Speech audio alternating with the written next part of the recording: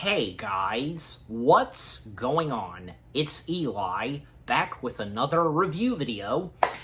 And yes, of course, continuing on, reviewing more Christmassy films on the weekdays. And yep, that's right. You read the title, and as was teased in the last review video, this one Christmassy film featuring, and one of the stars, Robin Williams. Yes. Yep, and not to mention that this Christmassy film is celebrating its anniversary. And yeah. So, I was like, why not? And despite the fact that this is not really a good Christmassy film, because Robin Williams is in this, and a lot of other, familiar faces, great actors, great people, So that's right. From 2014, A Merry Friggin' Christmas. Yeah, A Merry Friggin' Christmas. The best way to say it. Yeah.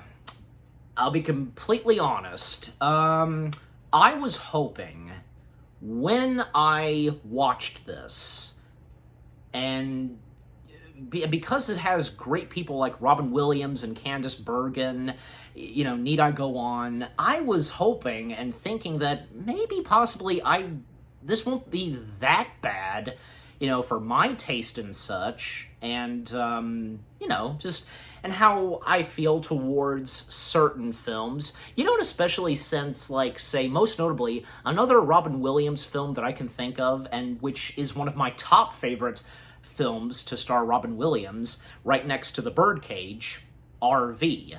Yeah, say what you will about RV, but for me and my family, we really enjoy RV. And I don't think RV's that bad. So, yeah, when it came to Merry Friggin' Christmas, and when I did finally watch it, and now that I'm, of course, reviewing it, and you're watching my review of A Merry Friggin' Christmas, can't forget to, also, the because there's an A Merry Friggin' Christmas. Yeah, overall, yeah, it's not really what I was thinking of, and especially, a little bit of the vibe and feel what I was thinking of. And yeah, so much happening in this, especially certain things that happen to some of these characters, just oh my gosh, really? But, But, I don't know, again, I don't want to really bash on this. I don't want to, really say, oh, this is a piece of shit and such. No. No, of course not. It's not the best. It really isn't. But hey, at least for someone like Robin Williams, he would be one of the few enjoyable things in a movie like this, right?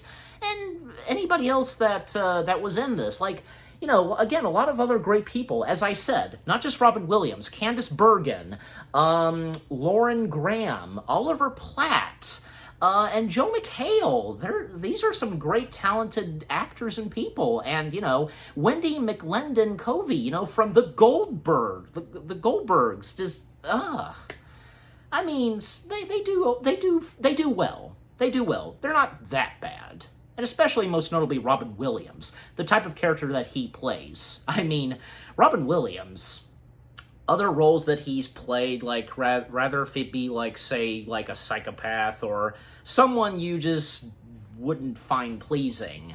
Really good at that. He's been really good at that. Not just being a very hilarious, funny, comedic guy, but man, when you've looked at some of the roles that he's played, take for example, Good Will Hunting, or, Bicentennial Man, need I go on? Just fantastic. Just really fantastic, But yeah, Merry Friggin' Christmas, the first things I have to say so far, because, yeah, again, I can't say it's that good. I can't. Yeah, and especially what I was hoping for, but yeah. But at the same time, I get where this movie goes and its story, and how, a relationship between father and son in this, not too good. Yeah. Well, especially since Robin Williams' character, has been a drinker for 30 freaking years. Yeah, freaking. And yet, what goes on with some of the other characters, and how, Joe McHale's his character, one of the main characters, really wanting, to, have his son have a great Christmas for one last year and, still believing in Santa Claus and such. And this long journey, well, going from Wisconsin back to Chicago because they forgot about the Christmas presents, their son's Christmas presents. And, at one point, Joe McHale's on-screen father, Robin, joining in, and then someone else in the family joining in unexpectedly. Just, yeah. Overall, because a Merry Friggin' Christmas, it is what it is. It's not the best, but I don't know. At least, like, where this movie goes and its story, yeah, it tries. It does try, okay? And we should at least think of it that way, that this movie did try. And not to mention, maybe we shouldn't be that harsh on it, especially since, well, this movie was one of Robin Williams' last 5 movies that he did. There was this, Night at the Museum 3, and 3 others, just, yeah. But just overall, A Merry Friggin' Christmas, it's okay. And that's the best I can say. Yeah. Alright, so, as always, for me, read the description / the story. Boy Mitchler and his family must spend Christmas with his estranged family of misfits. Upon realizing that he left all his son's gifts at home, he hits the road with his dad in an attempt to make the 8-hour round trip before sunrise.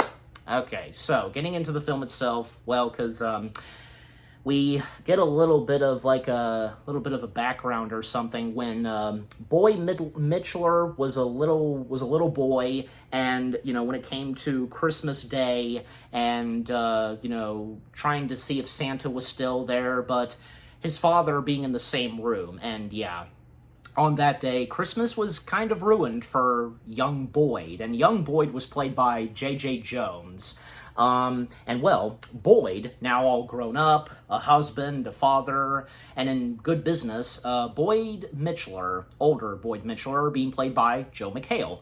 And his family, his wife, Luan, I think I'm saying the name right, again, you know me sometimes, being played by good old Lauren Graham, and their 2 children, son and daughter, Douglas Mitchler, being played by Pierce Gagnon, if I'm pronouncing that right, or not, just, again, you know me sometimes, and Vera Mitchler, being played by young B.B. Wood, probably, yeah, best known for being in the Mean Girls film, that's a lot musical-ish, that one.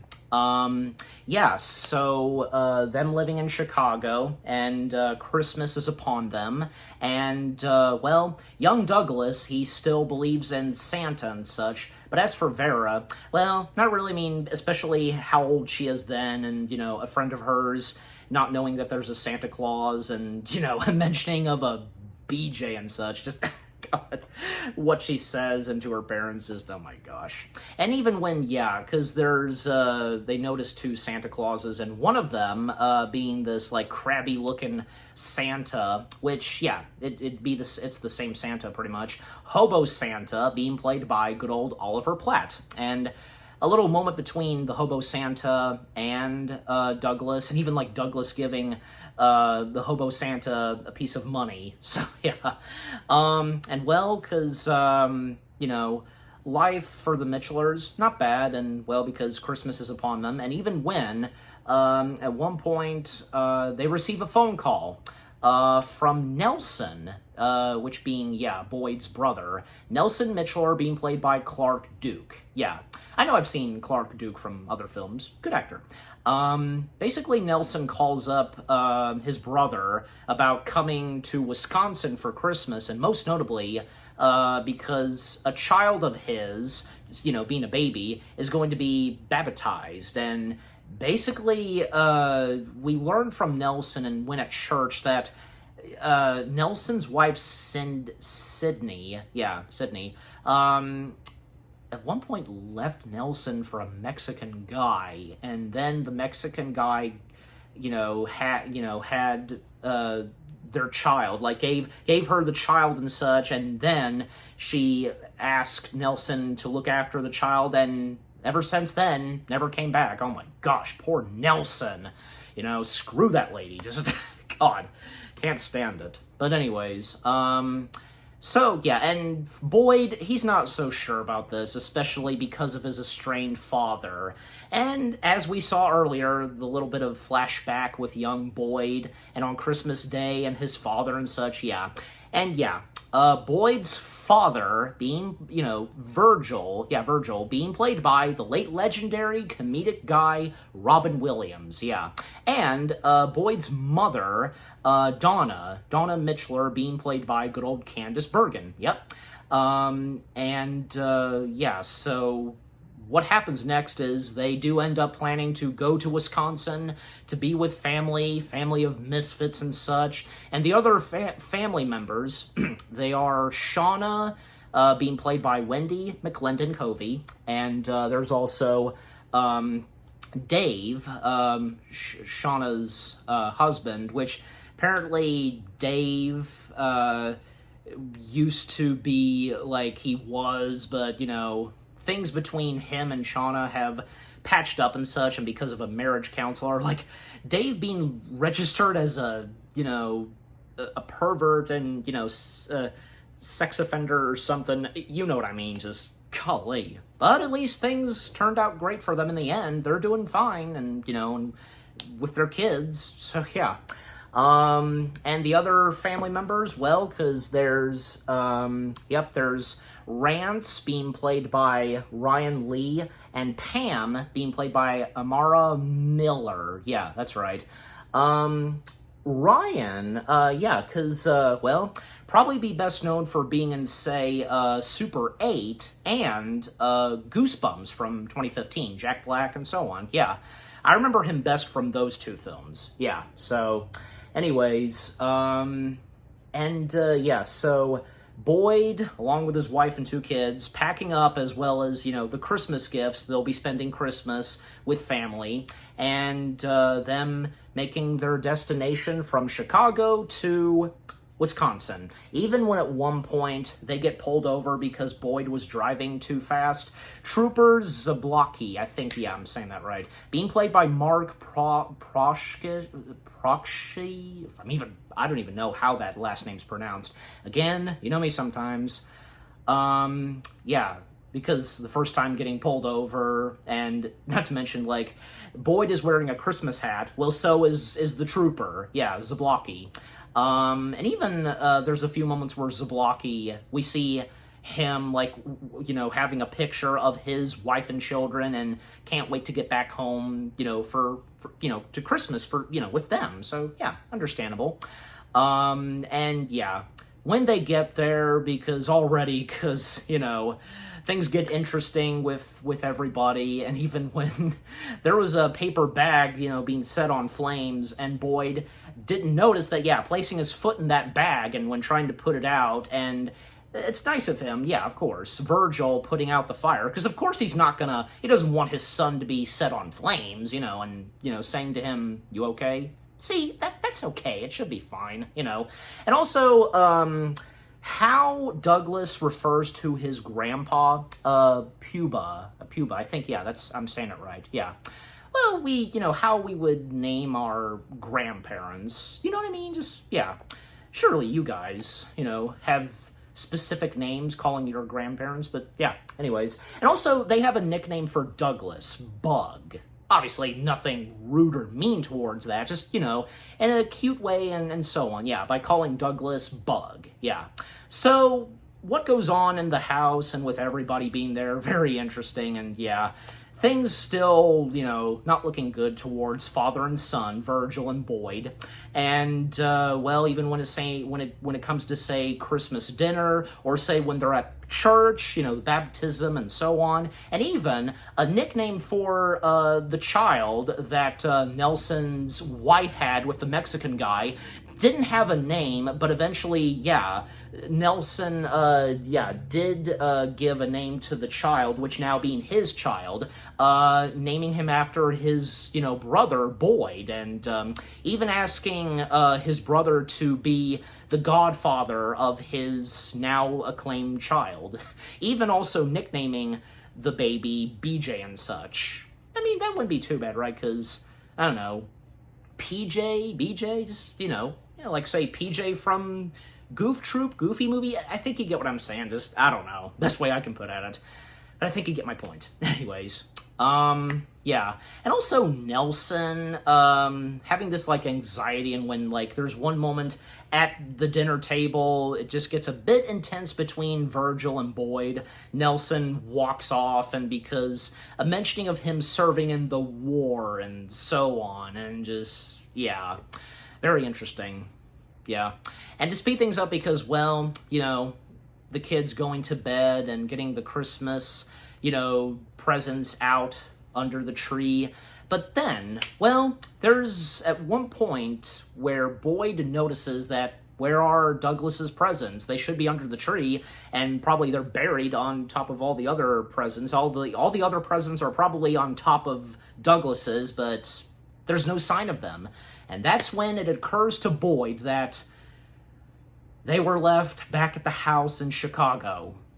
Oh boy. So now, what now? Well, Boyd, taking it upon himself to drive all the way back to Chicago, an 8-hour drive back to Chicago, from Wisconsin, to there, and, even his wife, like, thinking that maybe it's not a good idea and such, but Boyd, he promised and assured his son early on that Santa would come. So he's got to keep that promise to his son, and he's got to get back there and get the presents before sunrise, and yeah. So that's what Boyd does. He goes off on his own, but when at a certain point, unfortunately, his car broke down. And then enter Virgil. He comes in with his truck, and the fact that he's got a truck, with,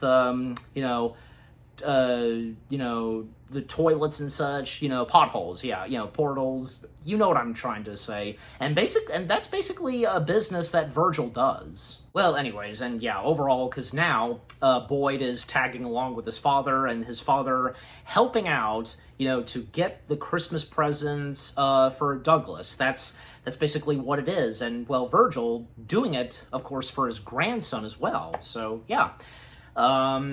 And what goes on back in the house, just, so much happening, because, some okay interactions between, mother-in-law and daughter-in-law, Boyd's wife and his mother, and the chemistry that, Lauren Graham and Candace Bergen have. Not bad at times, but at a certain point where, really? Because I wasn't getting into it, where they at one point get drunk, like, what the heck happened there? Just, I don't know. And there's also not that much on, say, Shauna and her husband, because the moments that they get, and even when, like, say, a few times, Virgil calling Dave, a sex offender or something like that, just, jeez. And the moments that happen with the kids, because they're sleeping down in the basement, and, because, them trying to sleep, and even when they wake up at times. But there was a nice moment between brother and sister. Yeah, between Douglas and Vera. Douglas asking Vera, if Santa Claus will come and such, and she took it very nicely, and, what she said to her little brother. That Santa will come, and that Santa is real and such. Yeah. But despite the fact, like, say, Rance and Pam, they know that Santa's not real, and especially, like, Pam, like, showing Vera, like almost like inappropriate boy band or something, and getting, like, say, Vera dolled up, just, oh my gosh. Or even, like, say, a moment where Rance, like, tells Douglas that he should eat, an entire jar of pickles and the juice, like, wanting to be cool or a retard. Oh my gosh, Rance, just, I'd, like, kind of, like, give him a little, like, punch or something. Wouldn't you? Just, like, God. Don't want to put up with that kind of attitude. And, well, Douglas, he does so, eating all the pickles and the juice, but Vera, and being a very loyal and, protective sister and such, looking after her little brother, telling telling Douglas that he probably shouldn't, especially when he did it. Douglas ate the pickles and drank the juice. Something about the pickles that she notices on the lid, and just pointing out to Douglas that he could die from this, and then Douglas saying that he can't feel his legs, but eventually he's okay, and he's just, like, bouncing around here and there because of how many of the pickles he's eaten and such. Oh my gosh, you know. And coming back to, say, Virgil and Boyd, because, you know, them driving on the road, even when at one point they stop at a gas station, and, well, because, yeah, Glenn, basically, you know, being the guy running the gas station, and Glenn recognizing Boyd and knowing his father, and Glenn telling Boyd that, you know, he had been told by Virgil, you know, how much, you know, Virgil, you know, has praised and supported his son. And little did Boyd know, but yeah, Glenn, you know, he told him, and yeah, so maybe Boyd shouldn't be that really harsh on his father, because, well, you know, even though Virgil being quite a handful, he's still a supportive dad, deep down, and so on. Yeah, he does have heart, especially later on when, yeah, until I get there. And then there's one moment where Nelson is nowhere to be seen, because he had another moment, you know, hiding in a room of his own, you know, in the dark and such, can't taking all the fighting and so on. And yeah, even, like, say, when Donna's trying to look for Nelson, he's nowhere to be seen. And even one point when they think that Nelson is, like, on the road flat, and, you know, and then, like, then out pops this truck with these two cowboys, Cowboy Dick being played by Matt Jones, and Cowboy Bob being played by Barrick Hardley. Yeah, Cowboy Dick and Bob. That's the name of their characters and how they're credited. Them driving on the road singing Christmas songs, and accidentally, like, if it's Nelson, like, running over him, but thankfully it's not. It was just an inflatable Santa. Yeah, a Santa figure, and, you know, because it got ran over, and the stuffing in it just, yeah. And to name some of the other characters, not that many, just, you know, at the church there was Father Jugo, if I'm saying that right, being played by William Sanderson, and there was a couple of people, like, you know, a few people at the Santa Village that we saw at the start of this movie. Mom at Santa's Village being played by Karen Kendrick, and also a few others that we see a little later on until I get there, because what happens back at, you know, the Mitchellers' house in Chicago. So, anyways, so, again, where the heck is Nelson? He's nowhere to be seen. Well, at one point when Virgil and Boyd, they once again get pulled over by the same trooper, Zablocki. Well, Zablocki, you know, recognizing, of course, Boyd, but also Boyd's father, and, well, a mentioning of, like, say, Speedy Gonzalez, but the trooper gets it wrong. He says Bart Simpson. Bart Simpson doesn't say ipa, ipa, ipa, andale, because, you know, Boyd was driving fast and so on. Yeah. And Zablocki offering 3 candy canes to Virgil and Boyd and someone else. Well, it's just the two of them, or is it?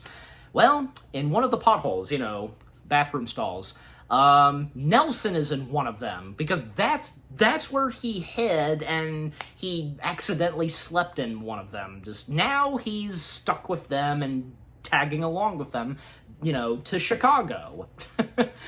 I tell you, the chemistry between all three of them, not bad, you know, pretty funny at times. And yeah, and eventually when they do get to the house in Chicago, well, and when trying to get inside, they're having no luck, especially when Boyd realizes, and it occurs to him that he left the keys in his car because, well, they left his car on the side of the road. Yeah, when Virgil picked him up, yeah.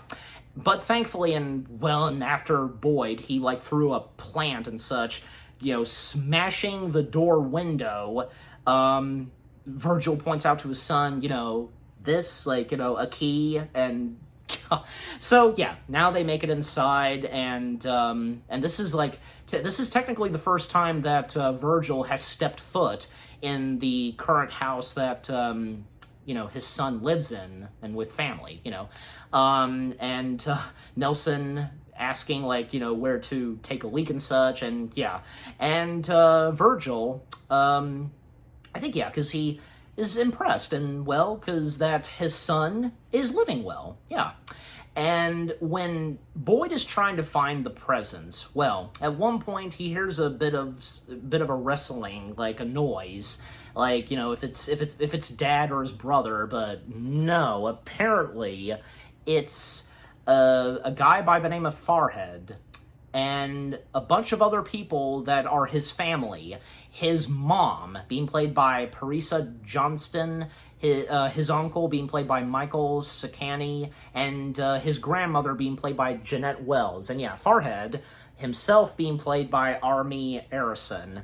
And basically, and for Boyd, he's having trouble trying to get them to understand him. They speak in Nari, and apparently Farhead is a friend of Boyd's wife, yeah, Luan, and he called her up, and because about, him coming in, and, well, basically to dog sit, but apparently Farhead brought in his entire family, and yeah, just gets out of hand, and it gets a little bit out of hand between Boyd and Luan, and even calling, referring Boyd as a sponge ass, and just, God, yeah.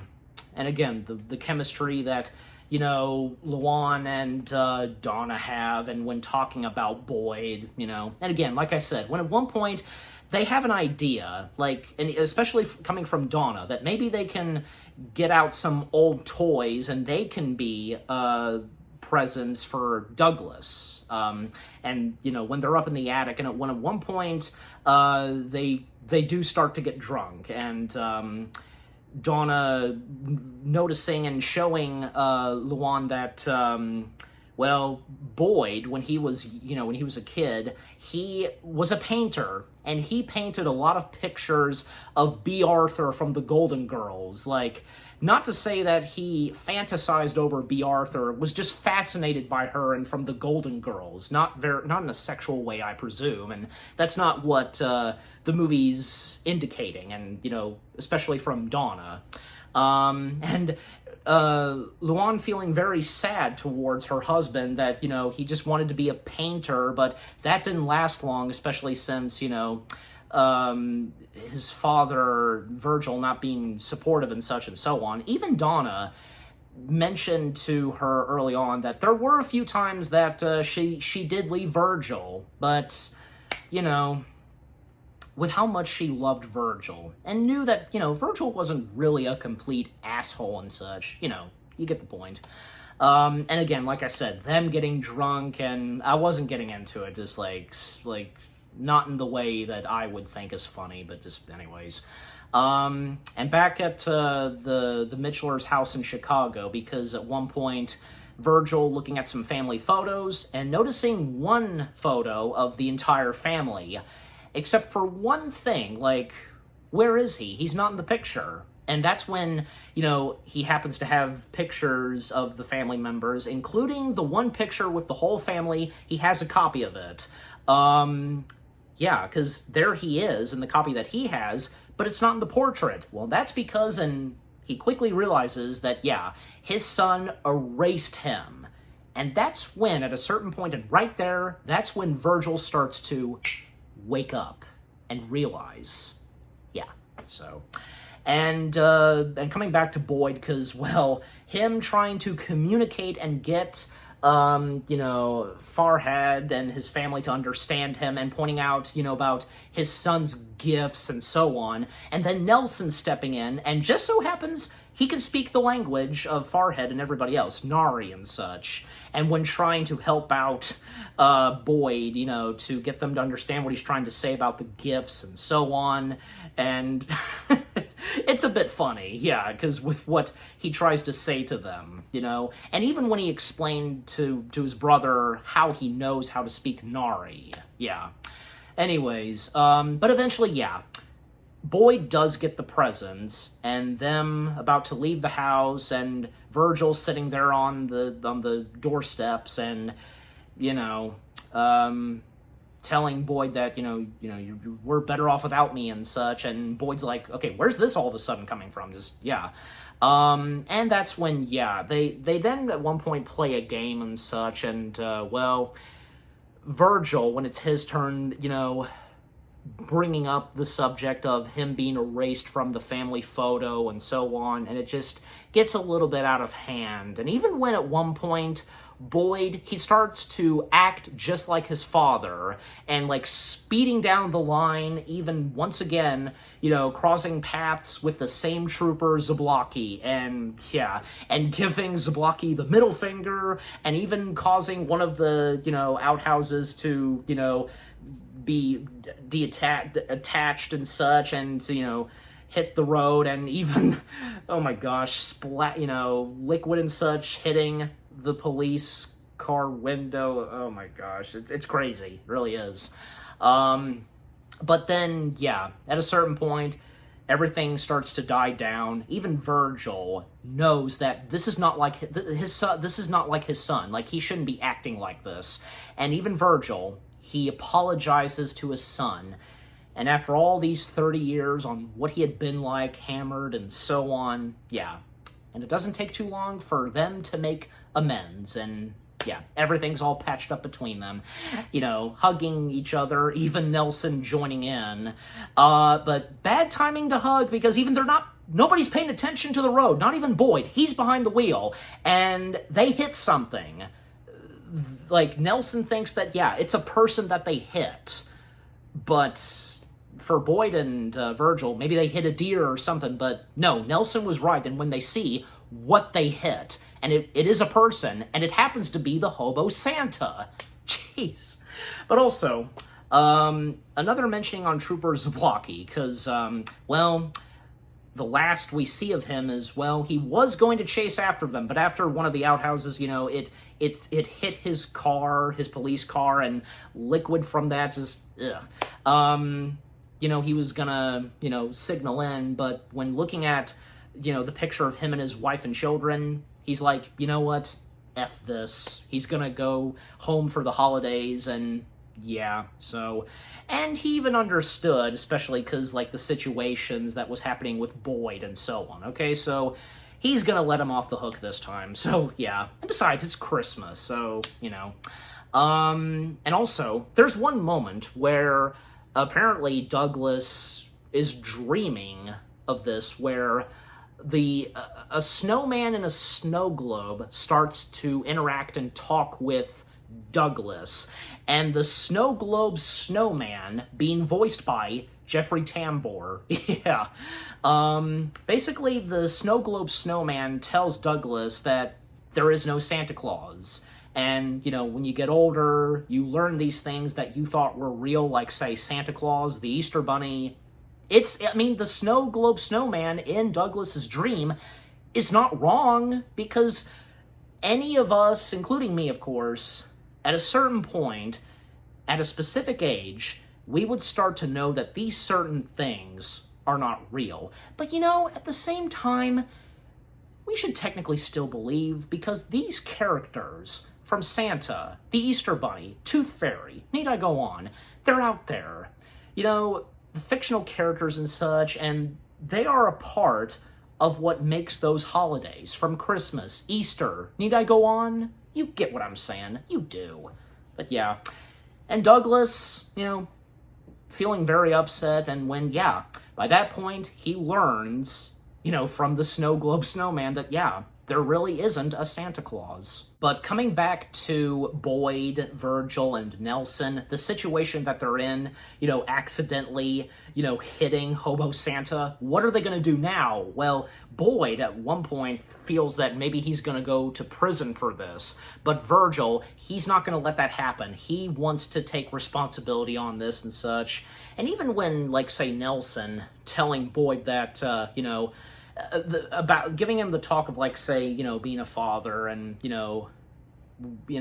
doing something great for his son, and even though Nelson, not, like, he had just begun being a father to this child and such, just, the talk that Nelson gives to Boyd overall is pretty good, and then, like, Virgil and Boyd, like, they have a solution, like maybe they can use nitrous oxide or something to try to wake up and revive Hobo Santa. But then like, Virgil, just whips out a chainsaw and was, and if Hobo Santa's dead, that maybe they should just cut him up or something. But thankfully, Hobo Santa regains consciousness and, yeah. And unfortunately, they're unable to, continue driving on the road in Virgil's truck because, yeah, it's not looking too good. And the talk they have a little bit with Hobo Santa, and, yeah. And then Hobo Santa helps them out by taking, a snow plow and such, snowboard, whatever, a jet ski for the snow, that kind of thing. And, yeah, that's what happens. Like, them driving and making their way back to the house in Wisconsin, and they managed to make it on time. Yeah, because, and to speed things up, because with what else goes on in the house with the kids and with, Candice Bergen and Lauren Graham, their characters, and when at one point they do pass out because of them being drunk, just, yeah. Even the kids, like even Vera said that, they're breathing, they're okay, and they just proceed on to the Christmas tree into the living room. But there's still no sign of any of Douglas's Christmas presents. And right when they showed up, and yeah, Boyd noticing that, they're at the tree, and how are they going to do this? And, they want Virgil telling Boyd that, they got to have, Douglas believe in Santa for one more year, and then that's when they have Hobo Santa bring in the Christmas presents, and it's a bit funny, and the kids, they're a bit freaked out by this, but then, after dropping the presents and even drinking some, alcohol, whatever, Merry Christmas, he kind of, falls over, Douglas going up to Hobo Santa, and the dialogue between each of them, pretty nice, and, the interactions between the Hobo Santa and Douglas, not bad. And, yeah, thankfully, it all turned out really great, and Douglas opening his Christmas presents, getting a sleigh, and, everything's patched up between Boyd and his wife, and, yeah. And, of course, things being really patched up between father and son, Virgil and Boyd. And when at one point they all step outside and snow emerges, yeah. Because, Boyd pointing out to his son that, it's snow, and one last line, the last line in this movie, and coming straight from Virgil, Robin Williams, and it's probably Ash. Yeah.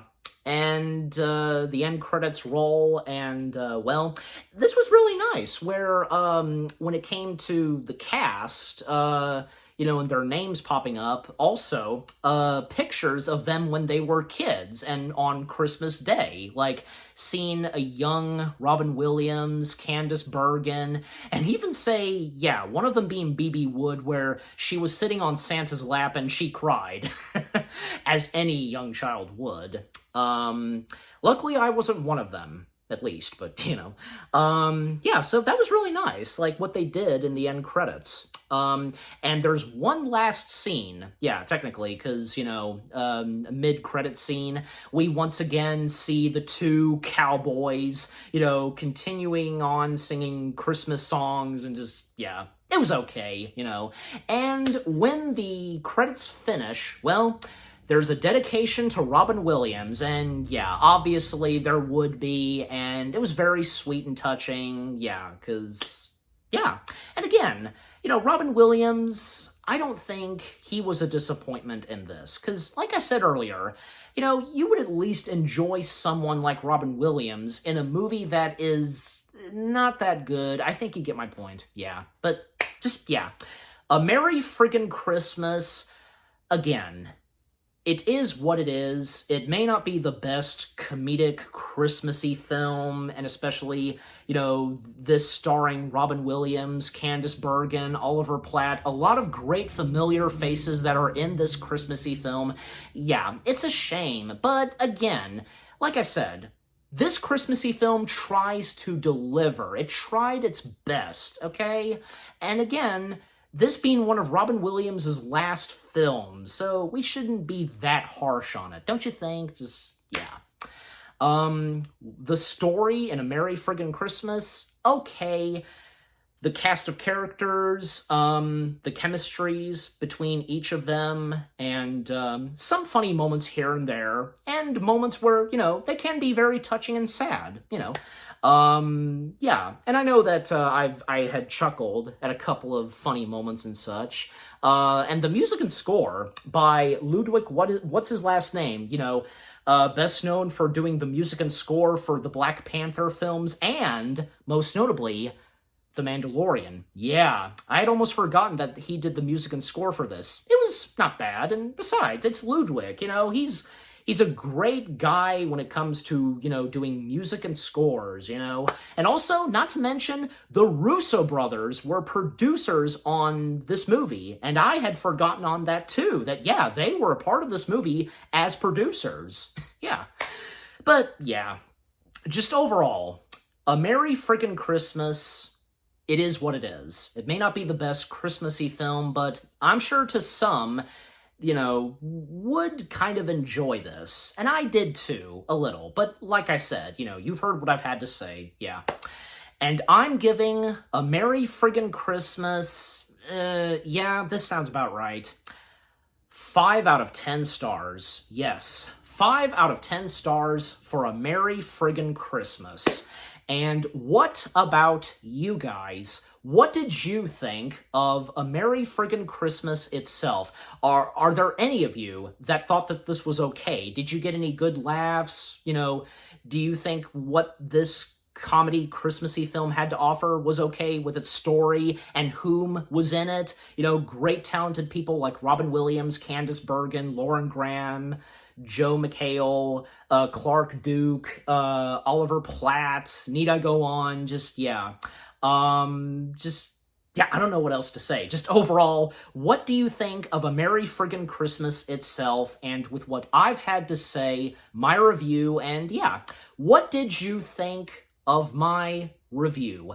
Leave comments and give this review video a like, as always. And so, with all that being said, thank you very much for watching. I hope you guys enjoyed my review of A Merry Friggin' Christmas. More review videos are coming your way. They're going to be awesome. Keep looking forward, and I'll see you guys in the next video / review. And, well, of course, continuing on, reviewing more Christmassy films on the weekdays. Stay tuned, because the next Christmassy film that I, and along with my dad, will be reviewing, well, it's something really good this time. And, yeah, let's just say it's the story on how Charles Dickens created one of the best, if not one of the greatest Christmas tales on a book of all time. I think you get my point, and I think you know exactly what I'm referring to. Again, stay tuned for that. Take care, happy anniversary to A Merry Frickin' Christmas, and peace out.